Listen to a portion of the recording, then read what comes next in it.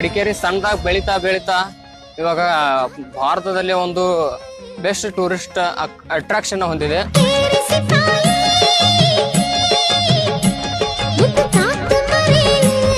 ಕರ್ನಾಟಕ ಎಲ್ಲ ಹೇಗಿದ್ರ? ನಾನು ಚೆನ್ನಾಗಿದ್ದೀನಿ, ನೀವು ಎಲ್ಲರೂ ಚೆನ್ನಾಗಿದ್ರ ಅಂತ ಭಾವಿಸ್ತೀನಿ.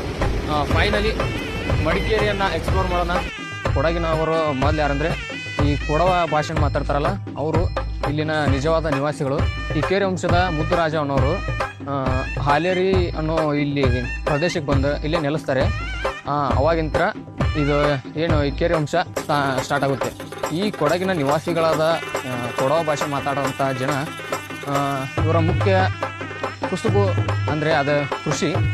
ಏನು ಅಲ್ಲಿ ಹಿಂದೆ ಸುತ್ತಲೂ ನೋಡ್ತಾ ಇದ್ರ ಅದೇ ಮಡಿಕೇರಿ ಫೋರ್ಟು. ಅದೇ ಮುದ್ದುರಾಜ ಅವರು ಮೊದಲು ಕಟ್ಸಿದ್ರು. ಇದನ್ನ ಮೊದಲು ಮಣ್ಣಿಂದ ಕಟ್ಸಿದ್ರಂತೆ. ಇದಾದ್ಮೇಲೆ ಟಿಪ್ಪು ಸುಲ್ತಾನರು ಇದನ್ನ ಸಿಮೆಂಟು ಮತ್ತೆ ಉಸುಕಿನಿಂದ ಈ ಮಡಿಕೇರಿ ಕೋಟೆನ ಕಟ್ಟಿಸ್ತಾರೆ.